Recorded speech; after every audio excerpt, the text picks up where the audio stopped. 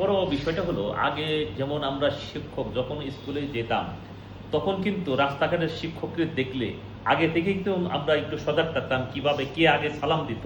কিন্তু সেই বিষয়টা কিন্তু আমাদের এখনো আমার একজন শিক্ষক প্রাইমারি শিক্ষক উনি ক্লাসে আসার সঙ্গেই শুরুতেই বলতেন এটা কোন ক্লাস রে, এইটাই তো সেই শিক্ষককে কিন্তু আমি ইদানিং দেখি ওনার সেই আগের সেই এখনো কিন্তু আমরা সেই শ্রদ্ধা সেই ভক্তি, কিন্তু বর্তমানে যে শিক্ষা ব্যবস্থা আমি সেটা দেখি না। আসলে শিক্ষক হয়তো ছাত্রদের সঙ্গে যে সম্পর্ক যে এটা থাকার কথা, আমরা কিন্তু অনেক মার খাইছি, আমাদের বিভিন্ন সময় বিভিন্ন কারণে মারধর করছে ক্লাসে, বিশেষ করে ইংলিশ কিংবা গণিত শিক্ষক যখন ব্যাথ নিয়ে ক্লাসে ঢুকতো তখন কিন্তু সবাই তটস্থ থাকতাম।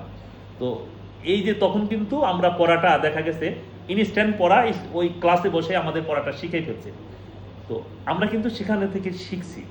আমি মনে করি যে ভবিষ্যতে যদি আমাদের দেশ এবং জাতি গঠনে আসলে ওই ব্যাতের দরকার হলো যে এটা ভয়, এটা অনেক সময় আমরা মারি খাইছি, অনেকে ইচ্ছা করে দিছে, অনেকে বেশি দিছে, কেউ কম দিছে, কিন্তু আমরা ওই ব্যাতের ভয়ে কিন্তু আমরা পড়াটা ঠিকই যথাযথ শিখে আসতাম, যেটা আসলে এটা তুলে দেওয়াটা আসলে জাতির জন্য কতটুকু মঙ্গল হয়েছে তা জানি না।